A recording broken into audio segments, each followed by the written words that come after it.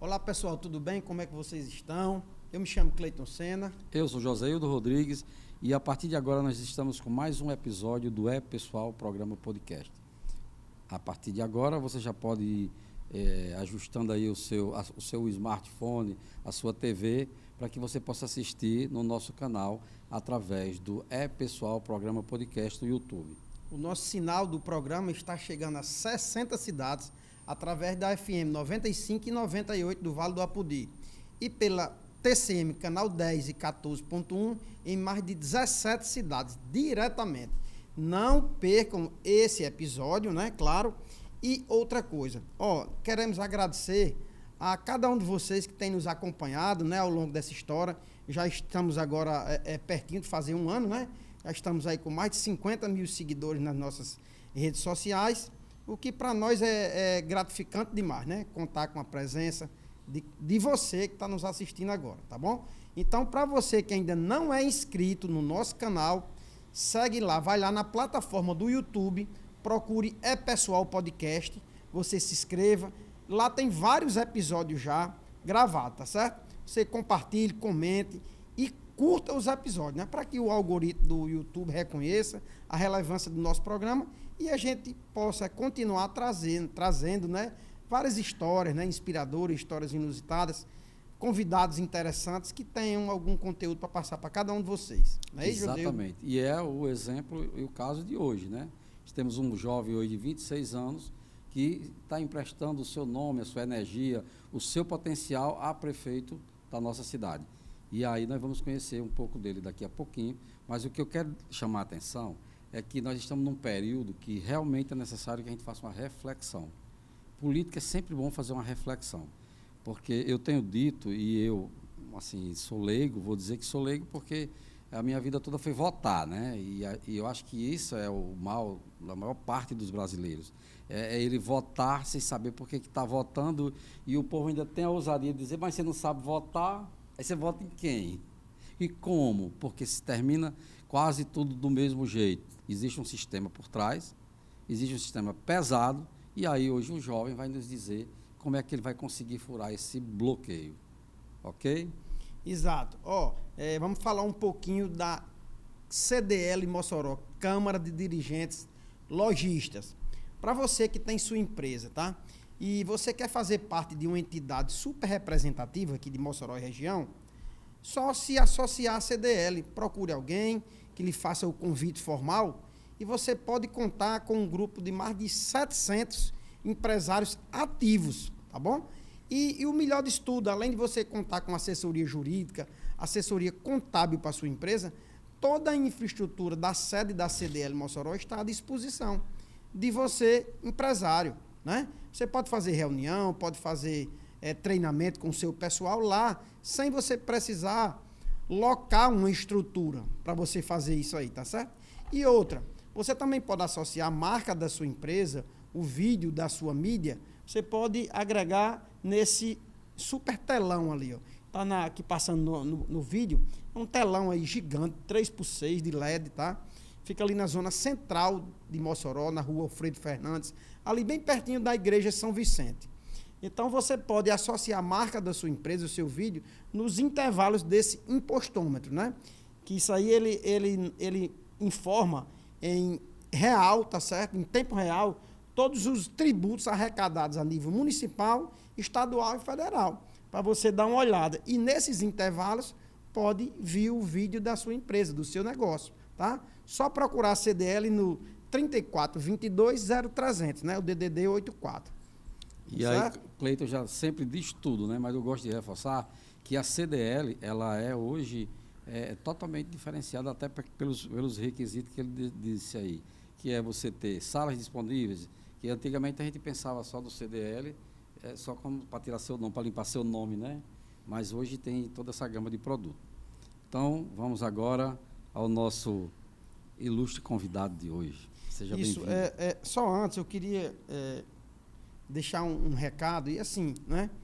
Falar um pouquinho do perfil do nosso programa, José, que Sim. A gente, assim, o que a gente busca aqui é um caráter altamente democrático, né? A prova disso que a gente tem trazido, a gente tem convidado os candidatos a prefeitos, não só de Mossoró, mas de toda a região. Já entrevistamos vários candidatos a prefeito, vários candidatos também a vice-prefeito, claro. Os que não querem vir, mas fica o registro que nós convidamos, tá certo? O que nós queremos, acima de tudo, é contribuir com o debate, né? Com um bom debate e com a livre escolha do eleitor, tá certo? Então, acima de tudo, é isso aí. Vamos agora, eu vou Joseildo, Sim, vou agora apresentá-lo, né? Devidamente. Apresentá-lo formalmente o nosso convidado de hoje. Nosso convidado é um jovem, né? Chamado Vitor Hugo Souza. Ele tem apenas 26 anos, é moçoroense, morador do conjunto 30 de setembro, Van Rosado, né?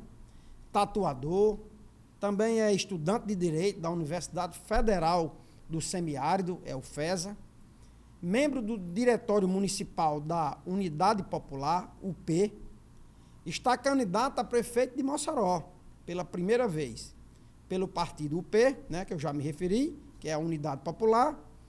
Ele compõe a chapa com o também jovem Renan Marrocos, estudante de rádio, né, TV e internet na Universidade do Estado do Rio Grande do Norte, UERN.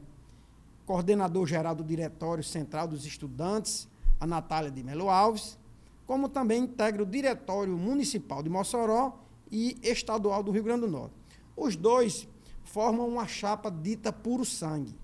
O projeto é voltado para a mobilização e participação popular, comprometidos com a construção de uma cidade mais justa e democrática. Eu apresentei devidamente Vitor Hugo, quero, em nome do Pessoal Podcast, lhe dar as boas-vindas. Pronto. E muito obrigado também pelo espaço, né? É muito importante a gente conseguir estar presente em espaços de mídia como esse, né? Principalmente o nosso partido, que é a Unidade Popular, como você apresentou, né? Que é o partido mais jovem aqui do Brasil, né? Nós nos legalizamos em 2019 e a gente enfrenta uma legislação que é bem antidemocrática aqui no Brasil, que é a cláusula de barreira. Que essa legislação só permite que os partidos que têm pelo menos 11 deputados eleitos em 9 estados tenham direito àquele tempo de rádio e televisão, que é obrigatório, que passa na casa das pessoas todos os dias, e também a obrigação de ser chamado para os debates, né? Inclusive, é um dos riscos que nós estamos correndo, é de não ser convidados para o debate da Globo, né, da InterTV, aqui no estado. Então, é um espaço muito importante para estar apresentando também nosso programa e conversando mais com o povo de Mossoró. Tá certo. Vitor, eu queria que você falasse um pouquinho de você aí, você lá atrás. Quem é Vitor Hugo? Filho de quem? Estudante, filho de quem? Veio de onde veio? Estudou onde? Fala isso pra gente aí, para quem está nos acompanhando. Então, eu sou daqui de Mossoró mesmo, né? Nasci e me criei no Conjunto Van Rosado, né? Sou filho de pessoas trabalhadoras comuns, assim, não tenho envolvimento no cenário político local, né? Assim, de destaque, nem nada do tipo. E desde sempre me importei com as injustiças que a gente vive, né? Porque a gente às vezes pensa que a política está descolada da nossa vida, né? Que é coisa que os políticos vão resolver entre si e que a gente vota ali para esperar que alguém resolva os problemas pela gente. Mas, desde sempre, como é que eu posso dizer? Eu me inteirei da situação social que a gente vive, né? Por exemplo, nas jornadas de junho de 2013, né, ali há 11 anos atrás, quando eu tinha 15 anos de idade, eu já estava também nas ruas aqui de Mossoró protestando junto com as pessoas, né? Que essa luta nacional que aconteceu em 2013 foi uma jornada de luta nacional contra o aumento das passagens, né? Inclusive aqui em Mossoró tem um movimento chamado Movimento Pau de Arara. Inclusive tomou as ruas várias vezes aqui na cidade, né? Protestando contra isso. E essa luta nacional foi bem vitoriosa porque a gente conseguiu que fosse barrado o aumento de passagens em 200 cidades no Brasil, né?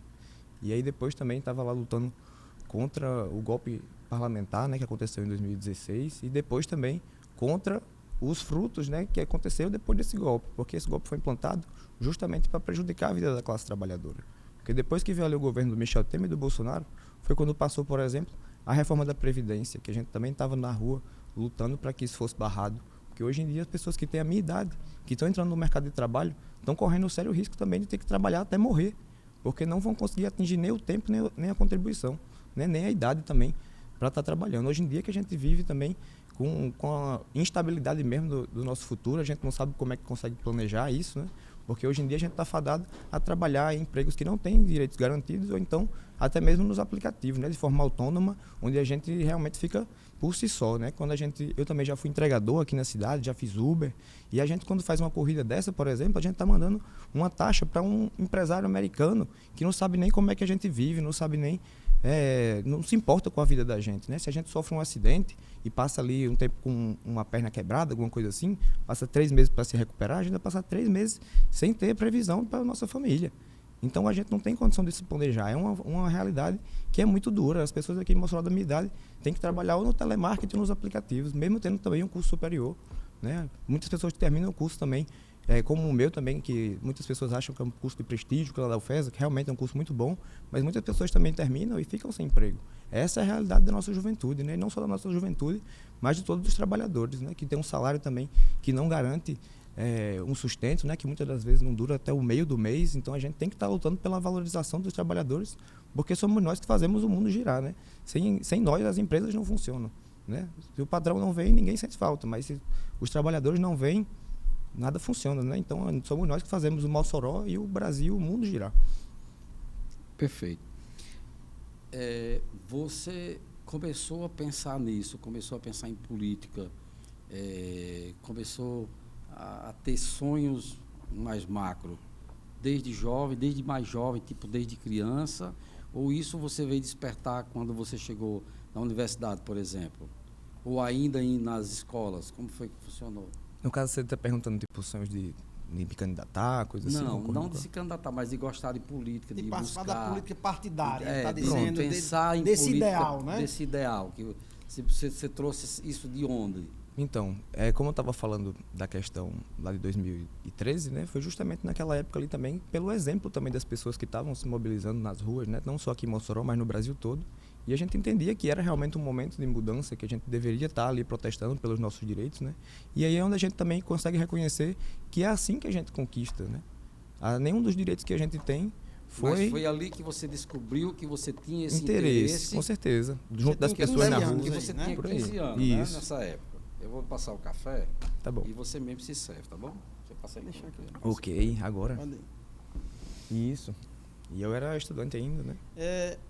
Eu vou entrar agora, Vitor. Eu vi que o partido, né, ao qual você pertence é União Popular pelo Socialismo, né? Unidade Popular. Né? Aí eu fui dar uma buscada, eu vi que ele tem ideologia baseada naquela parte stalinista. Procede isso aí? Então, nós somos um partido marxista-leninista, né? Sim. E o que é que significa isso? Né? É que a gente, primeiramente, entende que o capitalismo é um sistema a ser superado. Porque ele não supre as nossas necessidades. Na verdade, é a causa de muitos dos problemas que a gente vive, né? Por exemplo, como eu estava falando, nós somos um país que é um dos mais ricos do mundo. E tem tanta gente vivendo na miséria, né? Então a gente entende que é um problema do capitalismo, dessa concentração de renda, né? Que concentra a renda na mão de uma pequena minoria que nem trabalha, que só vive de juros da dívida e tudo mais, especulação financeira, e nem trabalha. Enquanto os trabalhadores, que são as pessoas que são responsáveis por gerar a riqueza do Brasil e do mundo, ficam à míngua, né? Sem ter seus direitos respeitados. Inclusive, vendo também a questão da justiça, né? Porque muitos dos ricos e poderosos cometem crimes e saem impunes, enquanto os pobres são julgados da forma mais severa pela justiça penal. Então, a gente entende que o que é que significa, então, né? Primeiramente, a gente entende desses problemas e a gente entende que a única forma de superar esses problemas é com a luta da classe trabalhadora em conjunto, né? Porque nós somos a maioria da sociedade, né? Os produtores, os trabalhadores que estão realmente gerando a riqueza do mundo são a maioria. E a gente não pode admitir que essa minoria que nem trabalha mande na gente. Então a gente tem que estar realmente unindo as pessoas para lutar pelos seus direitos, né? E também para conquistar o poder. Porque nós que temos que estar no poder, né? A gente não pode admitir que a realidade seja essa, né? Como eu estava falando, o salário não durar até o meio do mês, a gente não tem uma perspectiva de se aposentar, de comprar uma casa, né? Então a gente quer ser dono também daquilo que a gente produz, dessa riqueza que a gente produz, né? Por exemplo, o orçamento federal, quase metade dele vai para pagar juros da dívida pública, né? Para banqueiros, 44%. E aí investimentos como a educação vai 3%, para transporte público vai 0,7%, não vai nem 1%. Então isso acontece porque os ricos estão no poder, né? Quando tiver um trabalhador lá também, não só um trabalhador, mas os trabalhadores estiverem no poder coletivamente, né? Porque isso também não é sobre uma pessoa se eleger, né? É sobre organizar a classe trabalhadora para lutar. Sim. Me diga uma coisa, você hoje, como seria o ideal, qual seria o ideal para que um trabalhador ele pudesse viver como trabalhador sem ele ser patrão? Porque dá uma sensação no socialismo que assim o trabalhador ele tem um verdadeiro abuso do empregador. Ele tem uma verdadeira orgeriza do empregador. E como é que funcionaria um mundo, todo mundo sendo patrão?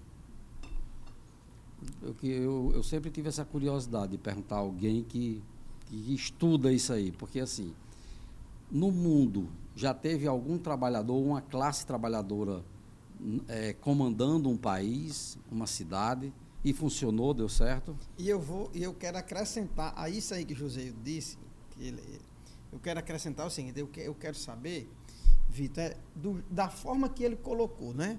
A classe trabalhadora estando à frente de um país, tá certo? Certo. Inevitavelmente, o que ocorreu lá de trás, de todas as revoluções e revoltas, que o povo esteve à frente com um pensamento parecido, alguém dentro do povo se tornou um ditador. Alguém dentro do povo, tipo, um dos líderes terminou que, em vez dele pensar na comunidade, ele terminou pensando mais dele. E assim, se a gente for trazer para os dias de hoje, a gente pega Você está falando do capitalismo, né, no caso? Não, entenda. O que é que eu quero dizer? Eu estou falando de uma revolução, porque para ocorrer isso aí que você está dizendo, inevitavelmente tem que haver uma revolução. E o que José perguntou é que ele queria entender de você essa revolução operária, vamos dizer assim, do povo, né? Os patrões não teriam mais patrões, então o Estado ficaria mais forte, não é isso?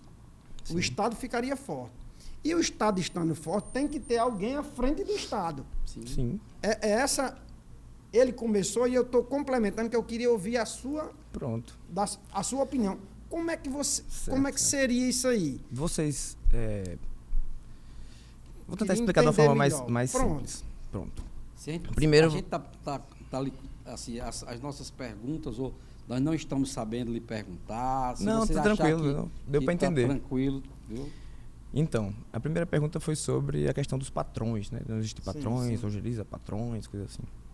Primeiramente, a gente tem que entender quem é nosso inimigo, né? Que é a classe burguesa, né? São os super ricos daqui do Brasil, que, como eu estava falando, não trabalham, né? Não trabalham, a pessoa que está no seu trabalho todo dia, acompanhando isso aqui, trabalhando junto, ela não é um burguês. Sim, então, você está se referindo, né, que o inimigo, entre aspas, seria aquele super rico, não é isso? Mas o bilionário, o banqueiro, por exemplo. Mas um dia ele foi pobre.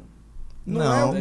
Você não está se referindo ao microempresário, à empresa de pequeno porte, não é isso? Nada do tipo. Mas, por exemplo, a gente pode ver que as famílias que dominam os bancos aqui do Brasil, por exemplo, né, são só 5 famílias. Né? Quando a gente vai ver a questão dos super ricos, são 1.000 pessoas. A gente admite que a economia de 200 milhões de pessoas esteja na mão de 1.000, que controlam tudo, que deixam a gente sem nossos direitos, que não passam esgoto na nossa casa, que a gente não tem como botar nossos filhos na escola com qualidade, que a gente não tem um posto de saúde para nos atender, enquanto é a gente que paga. Porque esse sistema é isso, né? O orçamento federal, como eu falei, metade vai para os banqueiros. E esse dinheiro veio de onde? Se não é do bolso do trabalhador, se não é da gente que produz essa riqueza. E por que a gente não tem como acessar ela? É isso que a gente não pode admitir. Não é a questão do pequeno empresário, é desses grandes parasitas que sugam o nosso sangue todo dia. Porque quando a gente sai para trabalhar num ônibus ruim, que a gente tem que passar horas, a gente está gerando riqueza para alguém e no fim das contas vai parar no bolso deles. E é nossos impostos, é nosso dinheiro. Eu entendo essa parte aí e concordo plenamente com você. Quero deixar bem claro que Mas aí você tinha feito uma pergunta mais específica, né? Como é que funcionaria a gestão de um lugar sem patrões, né? Por exemplo, a gente pode ver que existem muitas fábricas, inclusive, autogeridas, né? Os próprios trabalhadores se organizam para isso e decidem em assembleia, por exemplo, quem é o diretor da fábrica. Né? E se a pessoa não tiver dando certo, vai lá e faz outra votação e derruba e coloca outro. E faz essa votação de forma coletiva, não de uma forma individual, por exemplo, como você estava falando, da questão de alguém querer se sobressair sobre outra pessoa, né? De querer impor sua vontade. É o que a gente vê hoje em dia. Porque esse dinheiro está indo parar no bolso dos banqueiros que não trabalham, pessoal. A gente tem que lembrar isso todas as vezes. Eles não trabalham. Mas esse dinheiro que o Brasil deve a ele, alguém contraiu essa dívida. E, inclusive, se for auditada essa dívida, a gente pode ver que já foi paga. E aí, hoje em dia, a gente só paga juros.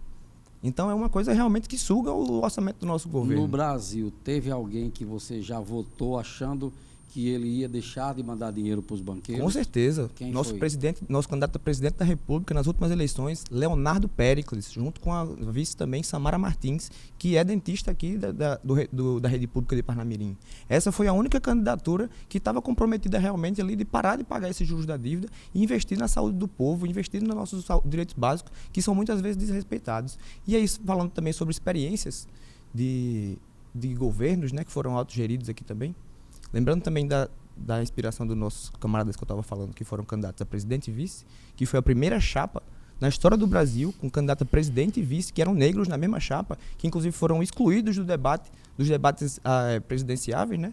Não foram chamados, e foi chamado aquele falso padre lá, o padre Kelmo, para estar debochando da cara da gente, enquanto não chamaram o Léo e a Samara, porque eles iam estar lá defendendo um programa que ia contra os ricos e poderosos, que ia contra os interesses das grandes emissoras, né? Que ia contra o interesse dos monopólios de mídia. Porque o que a gente ia defender era que tinha que aumentar o salário mínimo pelo menos no dobro, porque o DIEESE já fez o levantamento que o salário mínimo devia ser de R$ 6.600. E onde é que fica a diferença desses 1.400 que a gente ganha para esses 6.600? Vai para o bolso desses banqueiros, pessoal. Eles sugam o nosso dinheiro, a gente deveria estar vivendo bem. Quando a classe trabalhadora entender que ela tem que ser poder, porque é ela que produz tudo, a gente vai conseguir avançar e ter uma sociedade mais justa. Não só aqui em Mossoró, mas em todo o Brasil e do mundo. Então, a gente tem que ver justamente como exemplos de gestão, coisas que a gente teve aqui no Brasil, como o Quilombo dos Palmares, que foi gerido também pelos escravos que foram, se libertaram, né? E foram lá e geriram aquele quilombo por mais de 100 anos, onde não existia fome e miséria.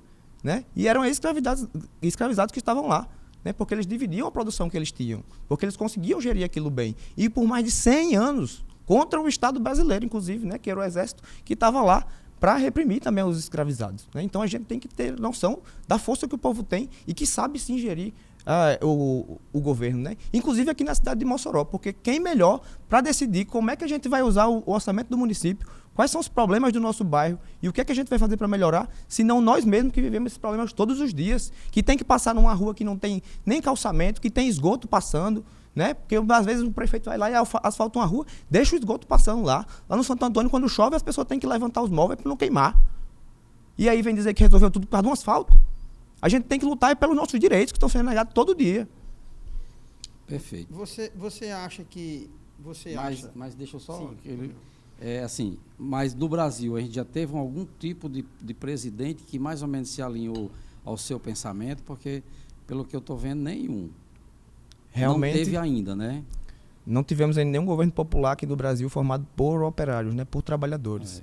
Eu acho que o único que teve apenas um pouco de disposição, que não era nem socialista, era o João Goulart, né? Que inclusive foi tentar implementar reformas simples, né? Como a reforma de base, que era a reforma urbana, que ia dar direito das pessoas terem onde morar, a reforma agrária também, né? Que até hoje as terras do Brasil são concentradas nas mãos dos descendentes dos que foram indicados pela coroa. Né? O rei veio aqui, deu o terreno para as pessoas e até hoje os descendentes deles estão concentrando a terra do Brasil, enquanto os camponeses não têm onde trabalhar, não têm onde plantar e tem que vender a sua mão de obra para um terceiro que vai pagar uma miséria para eles, quando muitas vezes nem paga. Porque até hoje, pessoal, existe trabalho escravo no Brasil. Essa semana teve uma operação que libertou 91 pessoas lá em Pernambuco que estavam submetidas à condição de escravidão. Ainda hoje. E esse mês também teve uma maior que resgatou mais gente ainda, inclusive uma senhora de 90 e poucos anos que estava há mais de 60 anos escravizada. Então isso não é uma realidade que mudou. Nosso Brasil ainda vive as mesmas práticas antigas e arcaicas mesmo assim, que a gente tem que superar. E às vezes, até pelo tom que eu estou falando, é uma coisa que dá revolta mesmo, pessoal. A gente se sente tomado realmente pela essa revolta, né? A gente não tem motivo para estar feliz com essas coisas. É verdade. Como é que você convive com as pessoas que dizem viver essa realidade e quando você vai atrás é uma mentira? Exemplo. Às vezes eu vejo as pessoas invadindo fazendas, né, e tal, no sentimento de que vão plantar, de que vão isso e vão aquilo outro. E quando isso acontece, elas vendem, elas não ficam, elas não fazem parte. Um dia, eu, naquela invasão ali perto, na entrada de Tibau, ali no contorno, indo para Tibau, do lado esquerdo, eu chego na casa da senhora que me empresta um serviço de lavar minha roupa, e ela perguntou a mim, José, meu filho, eu recebi uma proposta para estar à frente ali com as minhas filhas, numa diária de R$60, eu acho. E eu digo, mas foi fazer o quê? Eles, não, para a gente fazer movimento ali junto com as pessoas que estão invadindo aquelas terras ali. Eles, a senhora acha que a senhora é preciso ir para lá? Se a senhora achar que é interessante, vá. Se não, o que foi que aconteceu de lá para cá? Nada.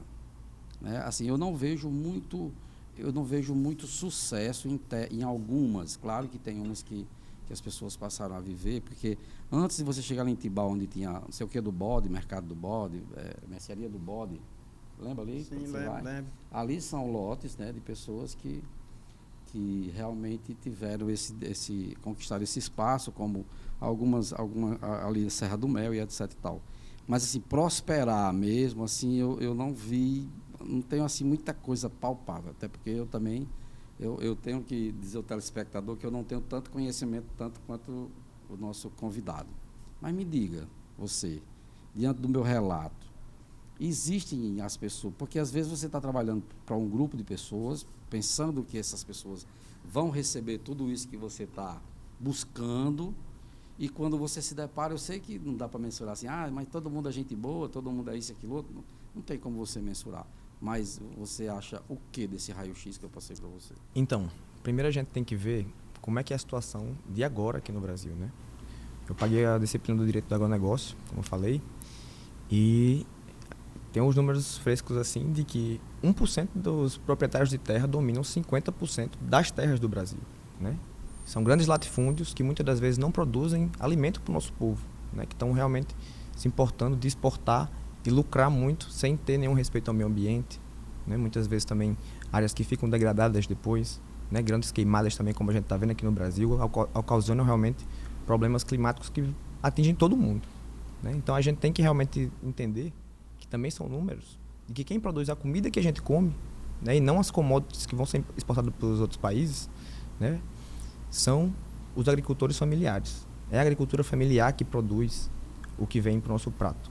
Então a gente tem que fortalecer esse espaço também com assistência técnica, né, com uma presença ali também do Estado, para que se desenvolva bem essa atividade, né, que também consiga ser produtiva, ser rentável também para quem produz, porque também é difícil você competir com grandes latifúndios e latifundiários que têm máquinas para plantar monocultura, que vão empregar quase ninguém, enquanto você tem ali uma enxada e uma pá, né? Então você tem que também melhorar esses métodos de agricultura também com a implementação de máquinas, né, e tudo mais, para que as pessoas também tenham um sustento e também que elas acessem os serviços públicos básicos, né? Porque você morar também num assentamento onde não tem nada, às vezes fica difícil para você estar lá também, para você continuar naquele espaço. Você tem que ter um apoio também para estar lá e fazer, de fato, uma reforma agrária popular, para que mude essa correlação também da propriedade das terras quanto do poder, porque a terra também é poder, né?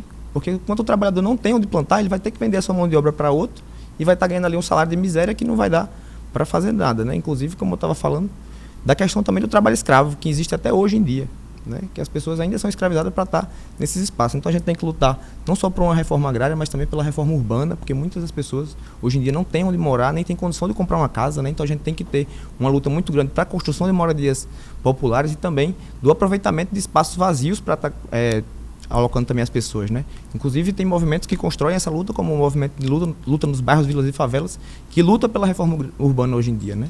Inclusive tem conquistas importantes, né, como habitacionais, né, e que vem realmente dessa luta de estar ocupando espaços ociosos, né? Inclusive essa semana esteve no supermercado do Carrefour do Brasil todo reivindicando também a luta contra a fome, né, que inclusive é uma empresa estrangeira que patrocina até o genocídio em Gaza, né?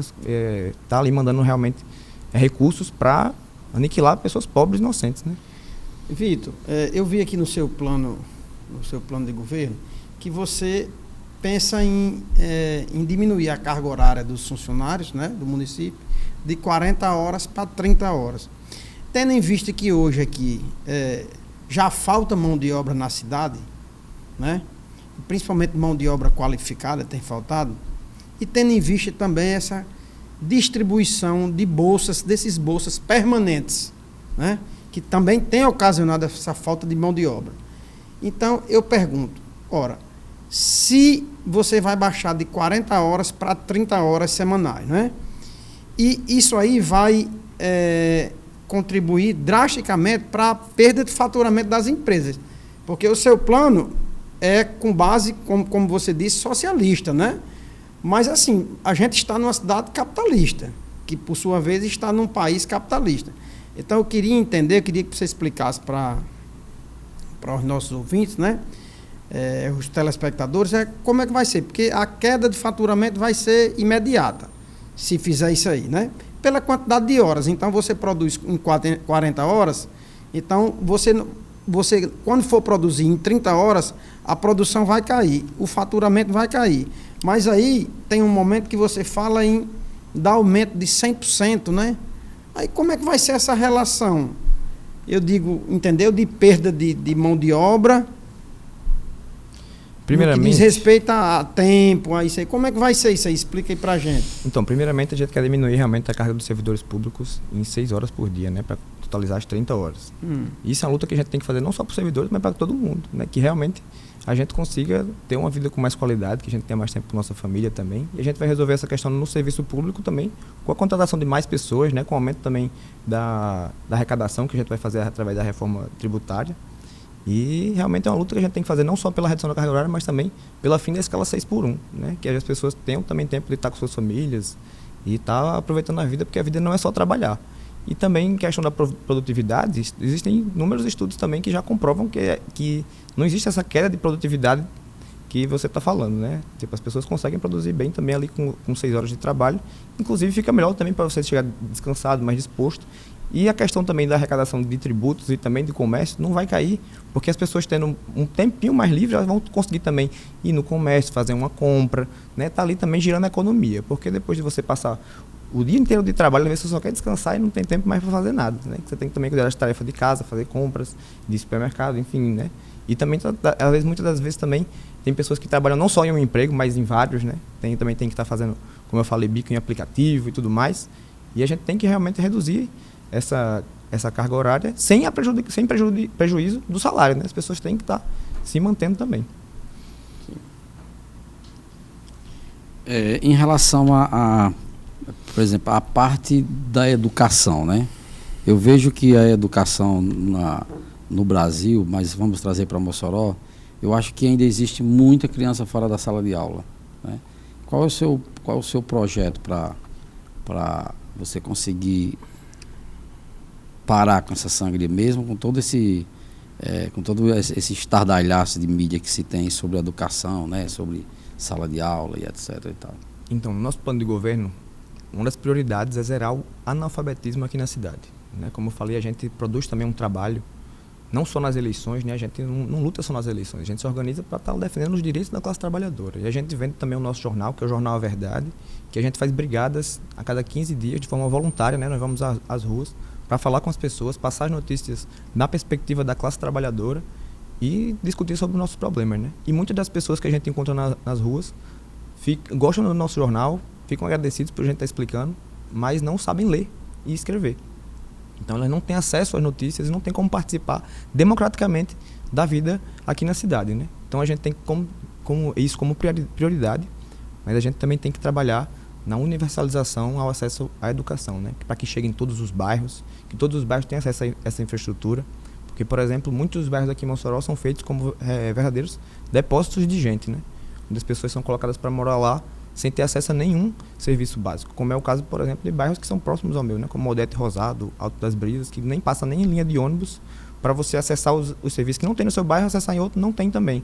Lá também não tem espaço de esporte e lazer, para educação, para a saúde, não tem nenhum acesso a nenhum serviço desse. Então a gente tem que garantir primeiro que chegue a todos os bairros, em todas as zonas da cidade, e que seja de qualidade, né? Que os profissionais também sejam valorizados, para que eles também entreguem um bom serviço para a população e que todo mundo tenha acesso, de fato, a uma educação de qualidade, né? Em vez de estar realmente, como você falou, às vezes fazendo papel de mídia e tudo mais, a gente tem que estar focado na realidade, né? Às vezes é um trabalho que não vai render manchete, mas a gente tem que fazer, porque é necessário. Como esse também que eu falei do jornal, né? A gente faz isso a cada 15 dias. Muita gente está falando sobre a gente agora por causa do debate, mas o que a gente falou lá, o que a gente discute, a gente vem discutindo nas ruas a todo momento. Então foi muito bom, inclusive, a exposição que a gente teve, né, que realmente é uma diferença que faz. Porque esse trabalho a gente faz todo dia, como eu falei, não da manchete, mas alguém tem que fazer.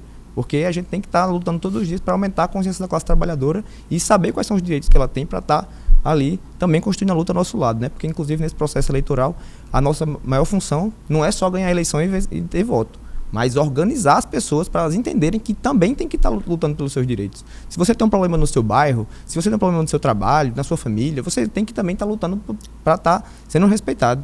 Então, também conheça a unidade popular e se junte a gente para estar denunciando a nossa realidade e lutando pelos nossos direitos para que a gente chegue um dia a estar no poder. Né? Porque é isso que a gente quer no fim das contas, que os trabalhadores estejam mandando. Não só ali votando de 4 em 4 anos, mas decidindo de forma coletiva os problemas da cidade. Né? Como também na situação da educação. A gente quer criar conselhos, tanto o conselho municipal para que todo mundo consiga estar sendo representado lá, mas também conselhos regionais, né? por setores da cidade e também por temas, né, temáticos, assim como esse da educação, que é um conselho que vai reunir também os profissionais da educação, os usuários, os alunos, os pais dos alunos, para estar também decidindo sobre esse tema, né, tanto na questão orçamentária quanto da organização. Né, também com eleições para diretores, né, inclusive também os secretários, todos os secretários que a gente tiver, vão ser também pessoas do quadro de servidores da carreira, né, que estão lá agora e vão estar depois da gestão.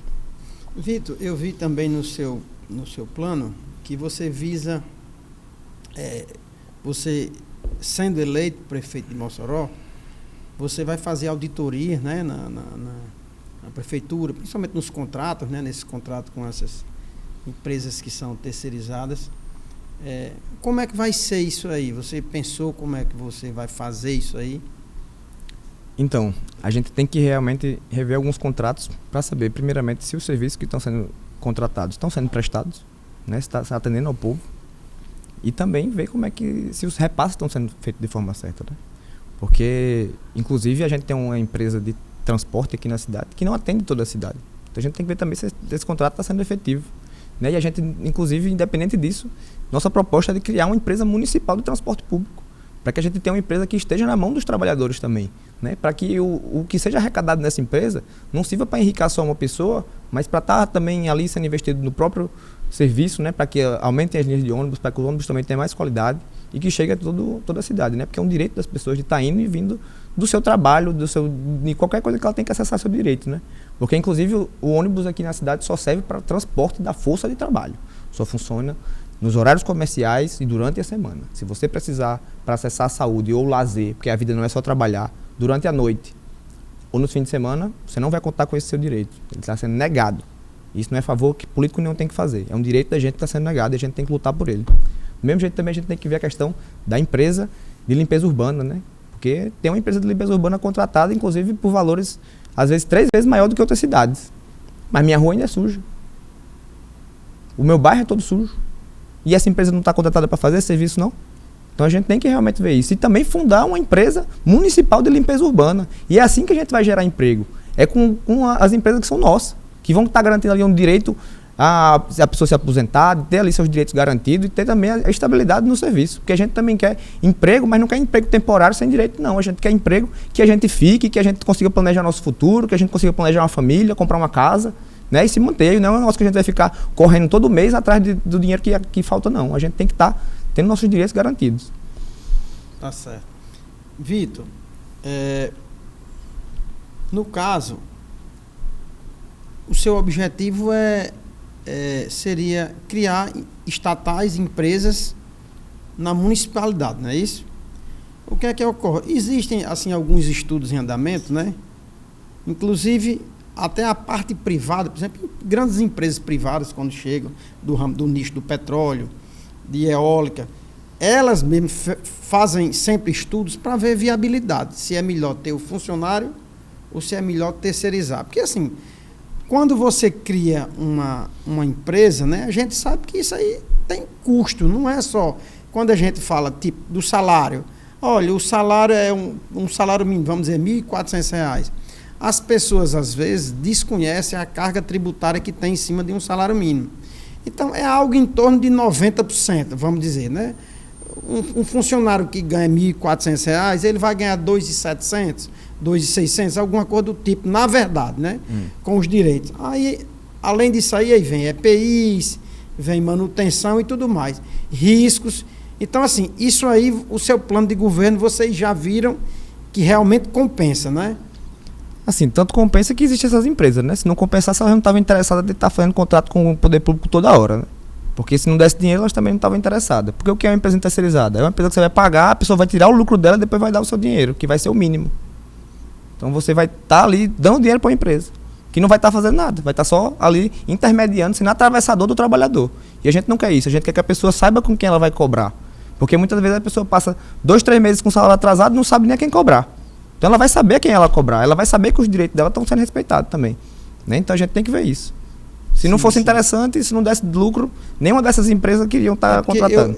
Eu entendi o que você disse. Eu me referi também, é porque assim, na parte operacional, sabe?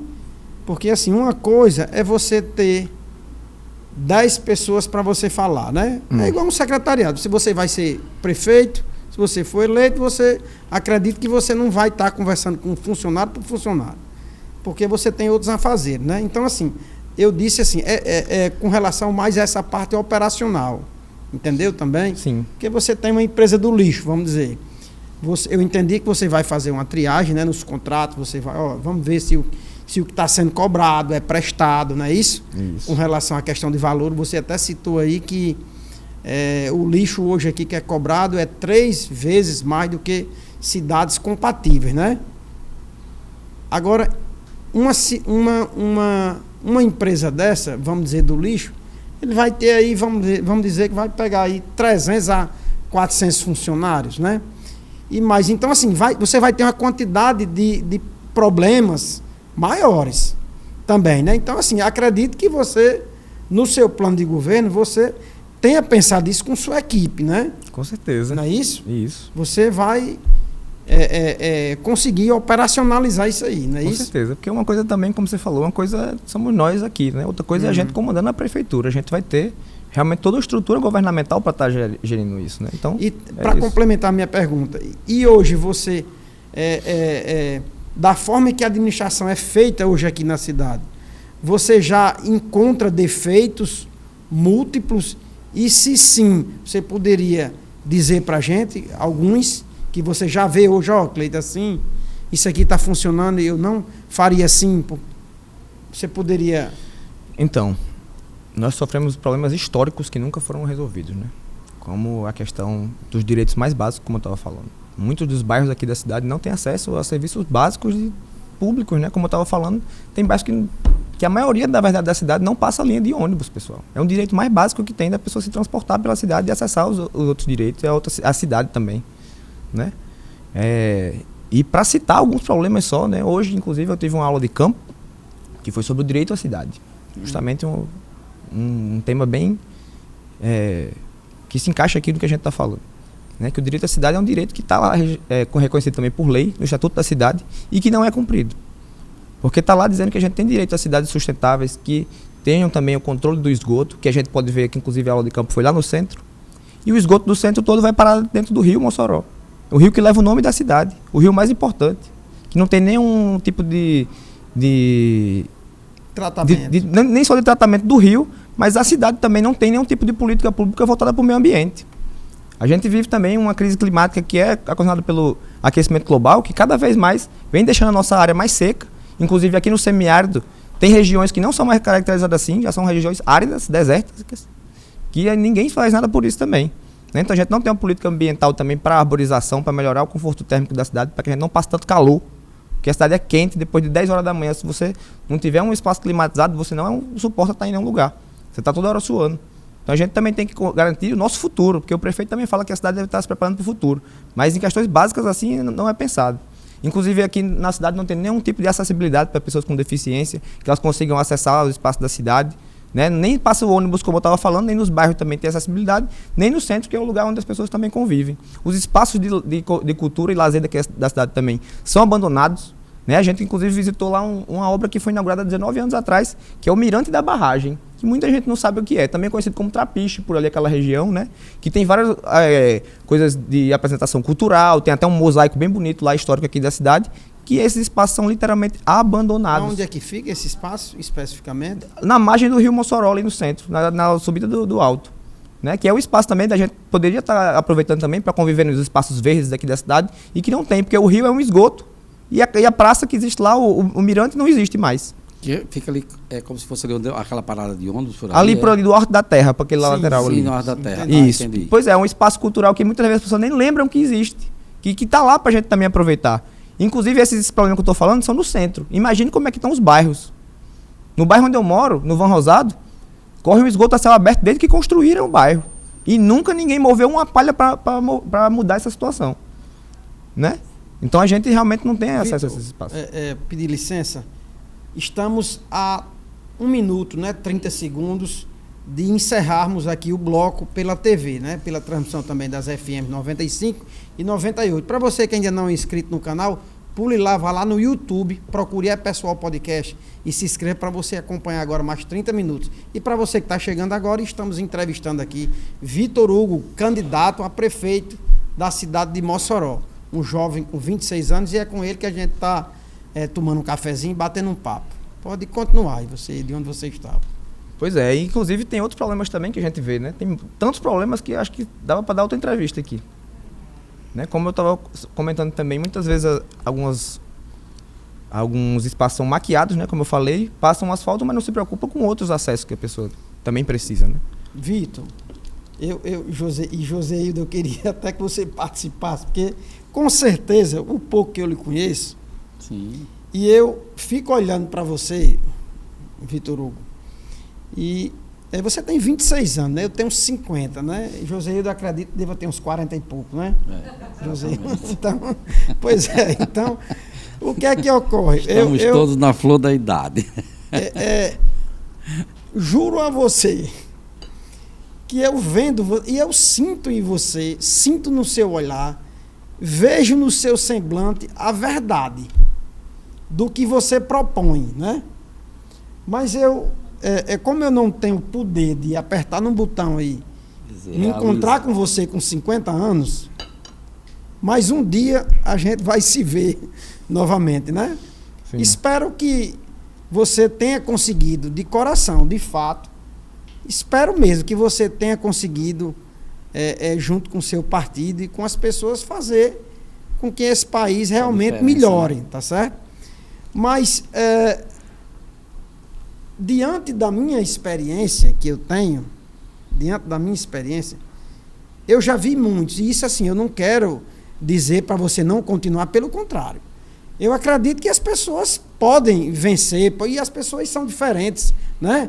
Umas das outras. Umas chegam a subir 2 degraus e outras conseguem a 20 degraus, né? E isso, assim, é inexplicável, né?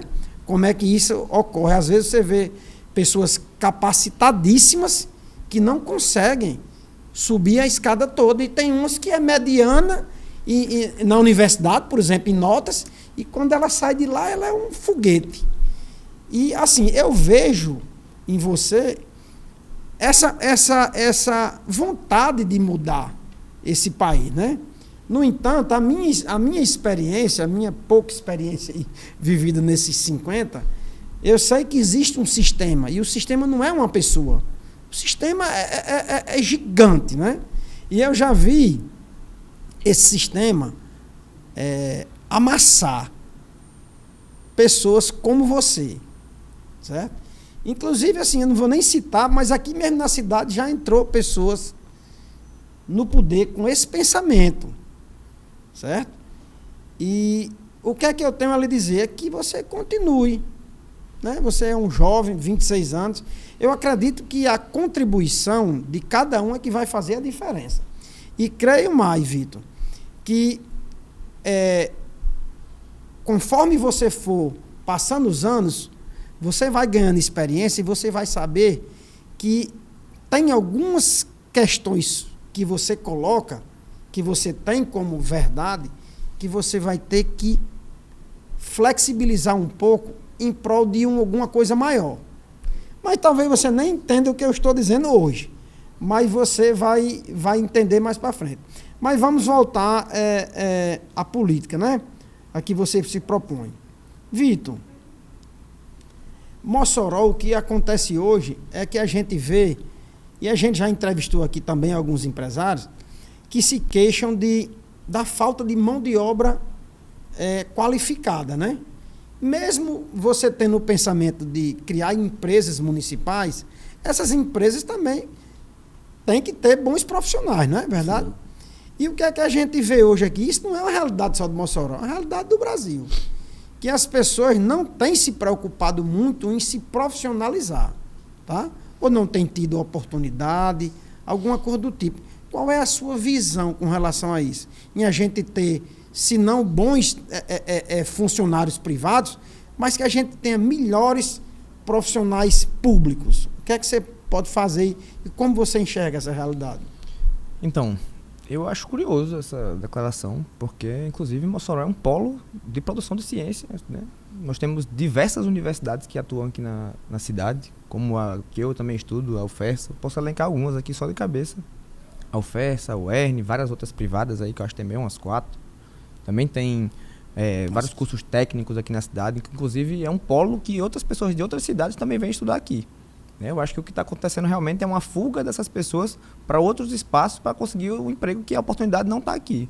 O que falta às vezes é a oportunidade também de estar o mercado absorvendo essas pessoas. Porque inclusive a gente pode ver no levantamento do IBGE que o número de habitantes de Mossoró caiu. Então as pessoas não estão sendo atraídas para a cidade, né? Elas estão indo buscar oportunidade em outros lugares. No Rio Grande do Norte, né? Teve evasão. Pois é. Mas assim, essa eu acho que falta também... embora Mossoró seja um celeiro de educação pelas universidades, né? A questão de produção de ciência, né?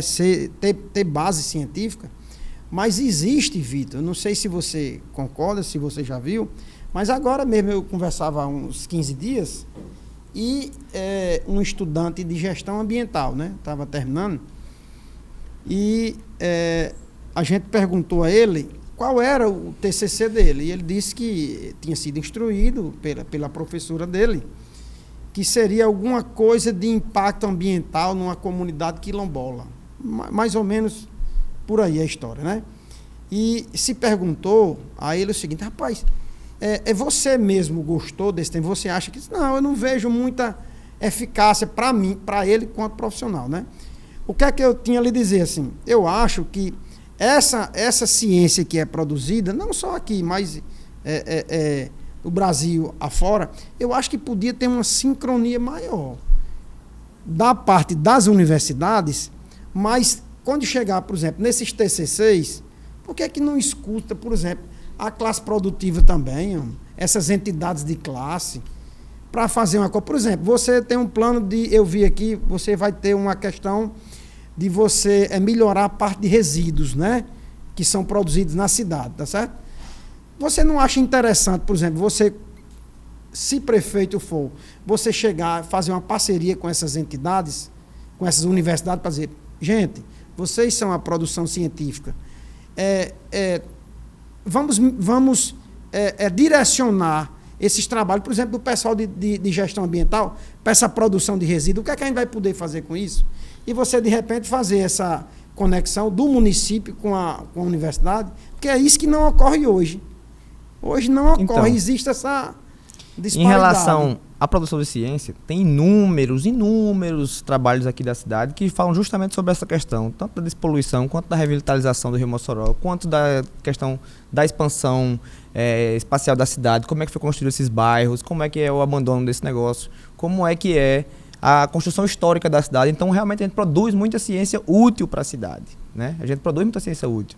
E não tem problema nenhum também alguém pesquisar sobre comunidades quilombolas e o impacto ambiental. Claro, né? Claro. Porque, inclusive, teve um derramamento de óleo gigantesco aqui na costa, né? Nos últimos anos, que inclusive foi durante o governo de Bolsonaro, que ele, inclusive, não moveu uma palha para resolver aquele problema, que atingiu muitas das comunidades que hoje em dia têm sua água, a sua produção ali também impactados, né? Por exemplo, comunidades quilombolas que tinham também ali o proveito do rio e tudo mais, que hoje em dia os peixes estão intoxicados e não tem como comer.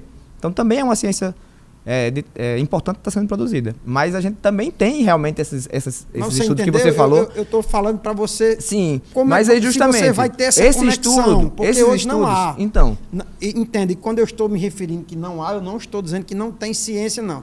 Eu estou me referindo a que não há conexão, entendeu? Pronto. É o que eu estou dizendo. Esses estudos, eles já existem. O que falta realmente é a vontade dos gestores de estarem ali fazendo esse trabalho acontecer, né? Por exemplo, a gente também tem estudos sobre atividades agrícolas de forma sustentável, né? Por exemplo, as agroflorestas, que são modos de produção que produzem em sequeiro, né? Sem irrigação, durante o ano todo e em abundância, preservando a natureza e também contribuindo para a regeneração do solo degradado, que a gente tem que fazer não só em Mossoró, mas no estado todo e na região do semiárido todo, mas que não é feito. Então a gente tem que realmente aliar esse conhecimento que já existe realmente, muito importante da academia, com a gestão pública, né? Por exemplo, é inadmissível que a pessoa termine o curso de gestão ambiental e termine sem emprego. Por acaso a gente não tem problemas ambientais para resolver, não é verdade? Então a gente tem que estar fazendo com que essas pessoas sejam colocadas para estar trabalhando realmente, no que elas foram formadas para fazer. Sim, sim. Porque por enquanto o que eu vejo muito bonito as empresas todas têm no seu calendário, na sua missão, visão e etc., tem lá falando sobre gestão ambiental, né? E o que é que elas fazem para gestão ambiental? Se o povo ainda joga o lixo pela porta do carro, né? Então, assim, é uma coisa realmente bem demorada. Quando você fala de, vamos dizer, no seu plano de governo, como é que você consegue gerar emprego e renda, né, numa cidade que a gente termina tendo essa diversidade de situações que faz com que tenha essa dificuldade dessa geração? O que é que qual é a sua ideia macro em relação a isso? Então, a gente tem que entender também que não é só o setor privado que é responsável pelo estímulo à economia, né, a geração de emprego e renda para a população. Uma das coisas que a gente tem como prioridade também é a criação das frentes emergenciais de trabalho, que está na legislação lá, que é possível fazer, mas ninguém faz. Porque não é interesse das pessoas, dos gestores que estão no poder, fazer esses contratos. Eles preferem contratar pessoas de forma indireta, né? Contratar ali uma grande empreiteira, uma grande empresa, para estar ali fazendo aquela de uma forma realmente terceirizada, onde você vai estar pagando, ele vai tirar o lucro e depois vai fazer a obra. O que a gente quer fazer, na verdade, com essas frentes emergenciais de trabalho, é contratar as pessoas diretamente, com carteira assinada, para que elas trabalhem também, inclusive, em locais que sejam mais cômodos para elas, né? Por exemplo, a gente precisa de fazer obras de infraestrutura por toda a cidade, né? E quem vai fazer essas obras? As pessoas que moram nesses bairros, né? A gente vai alocar as pessoas para trabalhar perto de onde elas vivem já. Porque aí a gente também vai ter uma comodidade maior para ela também estar indo para o seu trabalho, voltar a conviver com sua família, estar ali construindo a vida para além do trabalho, e também essa pessoa vai ser beneficiada diretamente pelaquela obra, né? A pessoa vai estar fazendo uma escola que provavelmente o filho dela também vai estar estudando, né? Então, no caso, você iria procurar, por exemplo, no bairro daquela escola que você está fazendo, você ia fazer uma triagem lá, saber quem é pedreiro, quem é servente, e iria fazer a contratação direta do município com a pessoa física, CPF. Exatamente. Sem intermédio de grandes empresários. Tá certo. Vitor, também, como a gente já começou a falar sobre essa parte de resíduos, né, eu vi, existe também outras maneiras, né, de gerar renda, até com o lixo, com resíduo, por exemplo, que é gerado. Por exemplo, na parte da podação, né, hoje é colocado, vamos dizer, em qualquer terreno, né, como sempre foi historicamente. Então, aí você, por exemplo, na parte da podação, você tem como fazer vários trabalhos com ela que resultam, por exemplo, na criação de adubo orgânico, e o município ele não tenha que comprar, né? Na parte de lenhoso, até uns 12 centímetros. Você já está ajudando a Vitor no programa de governo dele. Bem, não sei se tem já isso especificamente, mas na parte do lenhoso, a gente já imaginou a quantidade de fornos de padaria que tem, essas cerâmicas que precisam de queimar. Muitas dessa madeira já vem até no entulho, né? que é recolhido na cidade, e parte dela na podação, né? Então, isso são medidas que você pode atacar diretamente essa parte ambiental, né? Da devastação, para você retirar aí, você vai retirar esse lenhoso, esse material lenhoso natural da mata, você já tendo ele aqui disponível, é só uma questão de tratamento são visões, né? Que um gestor pode dizer, ó, eu quero assim.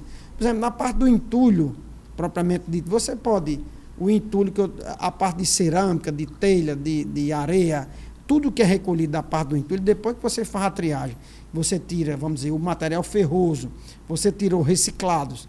A parte do entulho que fica o brutão, a metralha, você pode triturar ela.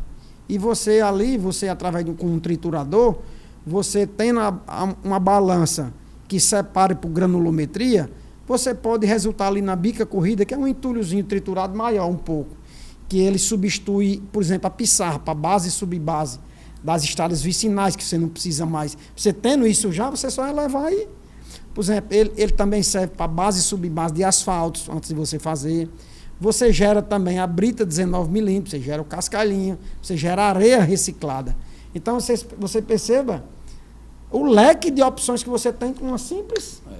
Mas né? por que não tem uma política pública dessa, assim, no seu entendimento? E se você tem isso que ele acabou de falar, está no seu programa? Diretamente. Então, eu queria até terminar de responder a outra pergunta que você fez sobre emprego e renda. Sim. Porque, como eu falei, eu também já fui entregador aqui na cidade e falei da situação que a gente passa na mão dessas empresas que não se importam com nossa forma de trabalhar nem com a nossa saúde. Foi né? entregador de onde? Então, eu vou falar o nome da empresa aqui, né? Para não fazer mexão, né? Vai que ela manda uma... Mas eu fui entregador já. Sim, Uma empresa da mochilinha amarela. Foi? Sim, tá certo. Aí o que acontece? Já fui Uber também aqui na cidade. E a gente tem que lutar também pela criação de uma empresa de aplicativos aqui na cidade, né? Que também garantam os direitos dos trabalhadores, né? Porque a gente também não tem que trabalhar toda hora, né? Você trabalha com o quê? Desculpa. Hoje em dia eu sou tatuador, sou trabalhador informal. Só tatuador mesmo, né? Isso, e estudante.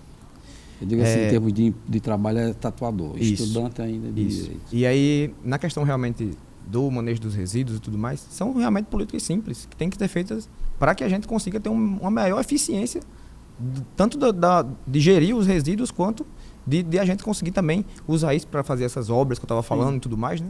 E inclusive não só nesse sentido assim, de queimar os resíduos, mas a gente tem que também usar esse resíduo para produzir, por exemplo, hortas comunitárias, que as pessoas também tenham condição de estar lá, usufruindo de espaços que muitas vezes são abandonados, né? Muitos terrenos baldios que tem pela cidade, que tem décadas lá que estão parados, que também podem ser reaproveitados para uso da comunidade, né? Também produzir espaços também de arborização, que a gente tenha como controlar realmente a temperatura. É possível controlar a temperatura dos espaços, só basta também ter essa vontade, né? A gente sabe que debaixo da sombra de uma árvore é muito mais frio do que no sol quente, né? Então, a gente tendo isso, a gente consegue também criar microclimas aqui que mudem a sensação térmica, né, e tudo mais. Agora tem que ter uma política séria e voltada para isso. Não só ali para querer se eleger de 4 em 4 anos, mas uma política que pense também no futuro da cidade, né? Que seja sustentável a gente viver aqui indefinidamente, né? E não assim viver nesse aperreio que a gente vive. Eu percebo também que, assim, por exemplo, eu acho que falta alguma coisa na área da juventude, uma coisa mais certa, uma coisa que o jovem ele tenha mais, vamos dizer assim, ele possa, como você falou desde o princípio, você fala muito em se programar, que o jovem possa se programar para não ter que sair da cidade dele, que estude, que fique aqui, que consiga na sua cidade se desenvolver. O que é que tem no seu plano de governo em relação a isso? Então, como eu estava falando, né, todos esses projetos que a gente vai realizar precisam de mão de obra. E as pessoas vão estar ali também envolvidas nisso, tendo seus direitos garantidos, né? Como eu falei, trabalhando nas áreas que são afins do que ela se formou e o que ela também quer trabalhar. Então, essa é a nossa perspectiva de estar também construindo essas oportunidades para a juventude, que hoje em dia, como eu falei, fica restrito às vezes a trabalhar no telemarketing ou nos aplicativos, sem seus direitos garantidos. Mesmo com as formações, né? Exatamente. E aí justamente, né, a gente tem que estar fortalecendo isso, não só como é que eu posso dizer? A gente tem que fortalecer isso em todas as áreas, né? Porque, por exemplo, quando a gente vai ver também essa questão do acesso do serviço público, de transporte, de saúde e tudo mais, também vão ser coisas que vão estar melhorando a vida das pessoas, né? Você ter um transporte mais rápido para a sua casa, para o seu trabalho, para a sua faculdade, também vai permitir que você também consiga acessar outros espaços de lazer, né? Mas, inclusive, voltado para a juventude especificamente, a gente também tem... no nosso programa de governo, que a gente crie também agências de primeiro emprego, que a gente também tenha programas de estágio, que sejam mais voltados para os jovens também, né? Que a gente consiga estar também preparando as pessoas para no futuro também estar ingressando no serviço público, para também estar participando dessa construção. Vitor, se você for trocar seu carro, certo? Quando você for Não tem um carro, não, porque ó. você era Uber, né? Era emprestado. Você falou que era Uber. Mas né? era Então, emprestado. quando você for comprar o seu carro, você lembra de passar na Estrada Veículos, lembra da gente aqui? Olha isso certo? aqui, Vitor. Aí, ó. A Estrada Veículos, ó, Esse Eclipse ela aí, ó. tem agora esse Mitsubishi, o Eclipse 4x4, que ele é um carro com todos os opcionais de um super carro, tá? Você quer, se você estiver disposto, né, e você tiver com um bolso legal aí para comprar um carro 0 km, o Grupo Estrada, ela dispõe da marca Mitsubishi, da Caoa Chery, Citroën e Peugeot, tá? E se você quiser comprar um carro seminovo, você também pode se dirigir à loja Estrada Veículos, fica aqui na rua Rodrigues Alves, né, aqui no Santo Antônio, tá certo? Olha, a Estrada Veículos, ela dispõe do maior estoque de veículos seminovos da região, tá? E tem taxas atrativas, tá certo? A partir de 1,09, tá? A transferência é 100% por conta da loja e a entrada você só paga com 180 dias. Então chegou a hora de você comprar o seu carro seminovo 0 km na Estrada Veículos. Vou falar um pouquinho agora da Projeto Locações. A Projeto é uma empresa especializada na locação de máquinas e equipamentos para construção civil. E se você quiser, tá certo? Para sua obra, você estiver precisando de qualquer máquina ou equipamento, da Makita, a reta escavadeira para fazer o seu serviço, você basta se preocupar com o seu pedreiro, com sua equipe de engenharia que você já tem, tá? Então, você fala com a Projeto Locações pelo 849-8898-5828, que também é o WhatsApp. Então, pelo WhatsApp, você solicita qualquer máquina ou equipamento para a sua obra não parar. Então, da mesma forma, a Tira Entulho Ambiental, que também atende pelo mesmo DDD, pelo mesmo 849-8898-5828, também você pode chamar pelo WhatsApp, tá certo? E você solicitar qualquer demanda que a sua empresa necessite. Lembro que pode ser da área industrial, da área comercial, até da parte de entulho gerado por obra, podação, qualquer tipo de resíduo, a Tira Entulho Ambiental está licenciada com todo o seu processo pronto para lhe atender, tá? E o melhor disso tudo, você também pode se dirigir para entender mais do que eu estou falando, você pode ir no site, no grupoprojeto.com.br, lá tem a aba Projeto Locações e tem a aba Tira Entulho Ambiental. Você clique lá na Projeto Locações, você vai ver todo o nicho de equipamentos que a empresa dispõe. Você escolhe o seu equipamento, entre em contato que a empresa manda deixar. Da mesma forma, Tira Entulho Ambiental. Você vai lá no site, Tira Entulho Ambiental, vê a sua demanda, a equipe da gestão ambiental entra em contato com você e você resolve o seu problema. Com todo o processo 100% licenciado, tá certo? Vitor. Opa. Nós temos agora, Vitor, Quantos minutos aí? 10 minutinhos. Aí como o tempo passa rápido, viu? Rapaz, demais, viu? Eu queria... Demais. Vai Você perguntar? quer perguntar alguma coisa? Quero. Eu tenho aqui Então, vamos lá. milhões de perguntas. Pode perguntar aí. Me diga uma coisa. Quando Aqui você mais um vê... cafezinho. Quando você frequenta os estabelecimentos públicos, principalmente os municipais, você gosta do atendimento? Então, eu também sou usuário do SUS, né? Então, esse ano eu também tive precisando de um atendimento odontológico, né? E como é que acontece? Do mesmo jeito todas as pessoas, tive que ir lá também disputar uma ficha no amanhecer do dia, para ver se a gente conseguia, né? Dentro daquelas 4 fichas que estavam disponibilizadas durante 2 dias na semana só. Então fui lá, não consegui na primeira semana. Na outra semana eu consegui, perdi a manhã de trabalho que eu estava lá. E quando chegou a minha vez de ser atendido, não tinha o material necessário para fazer o serviço. Então o que aconteceu? O que é o projeto da direita, né? É sucatear os serviços públicos para que a gente tenha que recorrer ao que é privado, que foi o que acabou acontecendo. Tive que me endividar, passar no meu cartão de crédito um serviço odontológico privado, né? Porque não tem condição do trabalhador que ganha um salário mínimo tirar ali R$600 para fazer um procedimento, né? Então é um direito da gente que é negado, que eu tive que ir atrás. Então essa situação de todos os serviços públicos aqui da cidade, né? Faltam creches para as mães terem autonomia de deixar seu filho num lugar para estar buscando ali sua independência financeira, seu sustento, né? Que não tem onde deixar seus filhos. Isso também é um direito das mulheres que é negado, né? Porque justamente também são as mulheres que muitas vezes sofrem com esse acesso ao mercado de trabalho, quando perguntam se a mulher tem filho, muitas das vezes não querem contratar, né? Porque sabe também que tem essa dificuldade. E a gente tem que estar realmente garantindo que os direitos delas sejam garantidos para estar acessando a vida na sociedade como todo mundo, né?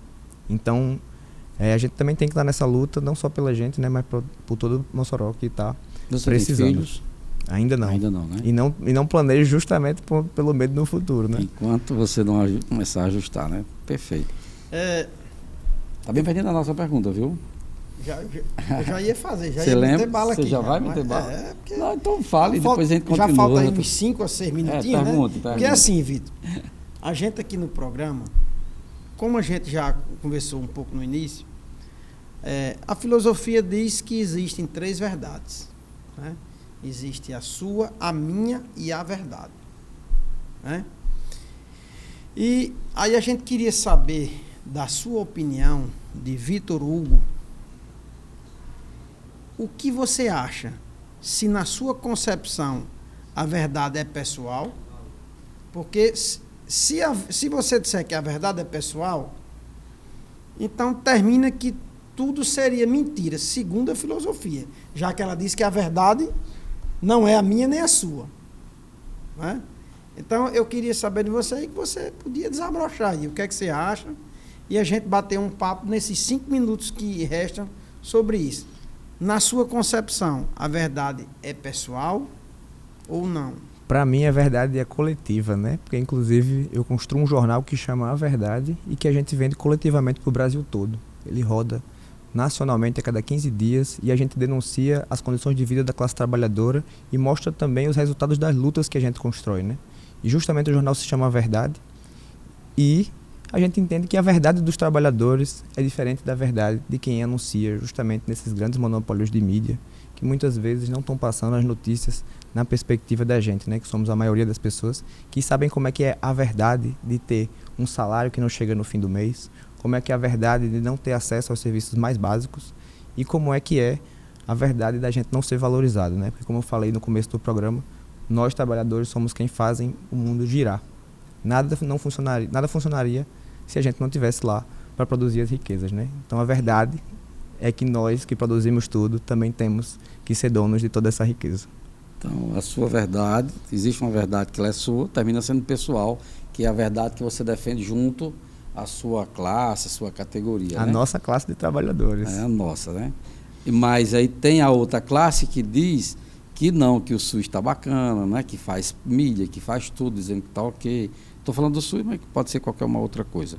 Que a empresa de ônibus está ok, né? E aí eu acho que ela é muito mais profunda. Por exemplo, eu precisei dia desse dar baixa numa conta de água. E aí eu liguei para a COSER, para a CAERN, e a pessoa, felizmente, eu vou ter que expor aqui, né? E aí a CAERN, a pessoa do outro lado disse, diga. Aí eu perguntei, mas diga o quê? Aí ela disse, pois não. Eu digo assim, mas de onde fala? Aí ela se identificou que era tal. Aí eu disse, eu estou querendo saber se é a forma correta de você atender esse telefone. Aí ela disse que eu estava incomodando ela, que perguntasse logo, porque ela não tinha tempo a perder, né, e tudo mais. E aí eu disse, olha, eu acho que o padrão seria, oi, sou fulaninha da KL, o que é que deseja, tal, tal, tal. Aí eu disse, olha, tá vendo como é difícil? Porque, assim, não sabe ela que é pago por quem o salário dela? Por Vitor Hugo, né? Por José Hildo, né? Assim? Porque ainda é uma concessão estatal, né? A CAERN. Espero que continue, né? Que a CAERN sempre seja do povo. Mas é isso que eu digo, assim, eu acho que o povo precisa de trabalhar para poder saber atender, porque você vai no posto de saúde, ela não sabe atender, ela não dá atenção a você, ela não olha na sua cara, né? E assim, são tantas coisinhas que precisam, eu acho que ser ajustado para que essa verdade ela venha à tona, né? Mas eu queria deixar o espaço aberto para que você possa falar aí, né, desse projeto seu, Mossoró. Suas considerações diga, chama o povo, convida o povo, né? Só não pode pedir voto. Tá certo. Tá certo. Então, pessoal, esse é um espaço muito importante, como eu falei, para estar falando sobre o nosso projeto pela cidade, né? E estamos aí enfrentando realmente candidaturas milionárias, onde vamos estar gastando muito dinheiro, mais de 4 milhões de reais cada candidato dos partidos milionários aqui na cidade, enquanto esse dinheiro a gente da Unidade Popular não tem nem para dividir para nossas candidaturas do Brasil todo. Também não temos tempo de rádio e televisão, então é uma luta muito desigual, mas que a gente tem que estar realmente enfrentando, porque essa é a única saída para a classe trabalhadora, é se organizar para lutar pelos seus direitos. Porque se a gente esperar que esses engravatados, que estão acostumados a viver longe do povo, né, encastelados nos seus espaços, resolvam por nós, eles não vão resolver nunca, porque eles não sabem como é que é a vida do trabalhador. Então a gente tem que fazer nós mesmos por nossas mãos. Então convido a todo mundo que está indignado também, que não querem ficar refém dos partidos dos ricos, a estar se somando também nessa luta tão importante aqui para a cidade, para que a gente tenha uma Mossoró que todo mundo tenha voz, vez e também poder para decidir sobre as questões da cidade, né? Então, muito obrigado pelo espaço mais uma vez. Espero que a gente se encontre outras vezes também. Muito e obrigado. é isso, pessoal. Obrigado. Tá certo, obrigado. Ó, gente, você ainda não curtiu o episódio, por quê? Aproveita agora e curta o episódio do Pessoal Podcast de hoje. E mais uma vez, né, dizer a todos vocês, como vocês perceberam, a gente tem trazido, né, vários candidatos à Prefeitura de Mossoró, alguns vices também têm vindo, os que têm aceitado, e queremos já agradecer, Vitor Hugo, por você ter aceitado o nosso convite, ter vindo aqui bater esse papo com a gente, né, tomar esse cafezinho, dizer que em alguns momentos eu fiquei muito empolgado com você, viu, porque realmente você é convincente. E o que é que eu tenho a dizer é lhe desejar boa sorte no pleito que se avizinha, né? Que você consiga realmente colocar em prática os seus ideais, se não for dessa vez, que seja da próxima, enfim. Eu acho que a pluralidade de ideias é que vai nos levar com certeza a algum lugar, né? E queremos agradecer a você também, que tem acompanhado a gente aqui em cada episódio, e já convidá-los para o episódio da segunda que vem. Vitor Hugo, agradecer em nome do Pessoal Podcast, mas quero convidá-lo a brindarmos aí. Opa. Certo? Vamos fazer nosso brinde tradicional, né? Tá certo? A vocês, pessoal, tchau, tchau e até segunda que vem. Até mais.